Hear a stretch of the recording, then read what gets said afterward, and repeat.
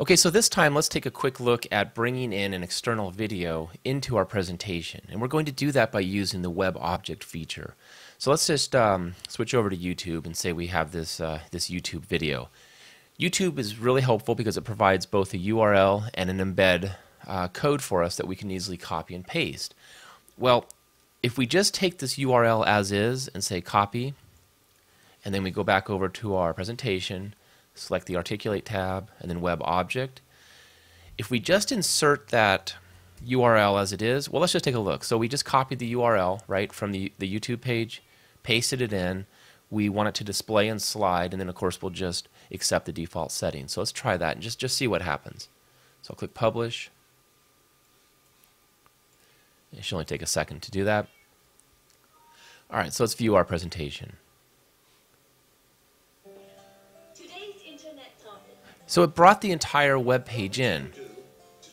So that might really be a feature that you want to use, right? You can bring in external data, you can bring in the entire web page. Perhaps it's a wiki, or you actually have a corporate video or a training video and you want your users to be able to, post comments or rate on that video. Great feature.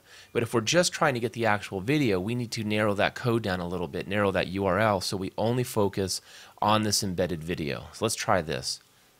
So I'll go back over here, hit delete, and I'll go back over to the YouTube. I'm going to copy the URL. I can do two things here. I can either copy the URL like we just did, or I can click the embed code. So either way works. We'll just show you both. So I'll copy it again, come back over to the PowerPoint, Articulate tab, Web Object. Going to paste the video link in there again, but this time I'm going to take off this watch and then a question mark. So I'm just going to hit delete on there. And then for this equal sign, which is between the V and the actual this code right here, I'm going to replace that equal sign with a slash. So now we just have the youtube.com/v/ and then this unique text, and that's basically the video itself. So if I click OK, click Publish, we'll go through the same process again, and view our presentation. So now we have just the video, nothing else. And that's kind of helpful if that's all we're trying to do. We also have the option, I'll close that out, we'll go back over to YouTube one more time. If we copy the embed code, I'll show you that the same link is in there and you don't have to do any deleting of the watch question mark. So if I click copy, come over to Notepad and just click paste, we have in here the actual URL. So under value, we have HTTP YouTube, there's the /v/ and then the link.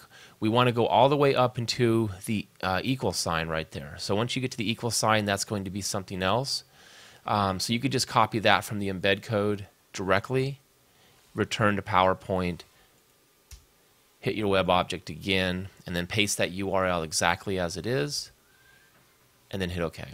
So either way will enable us to capture only the video that we're looking for, and if that was a link to a SWIFT file or a direct file, it could be the link and then .swf. But it's another way to bring in that external media into your presentations in Articulate.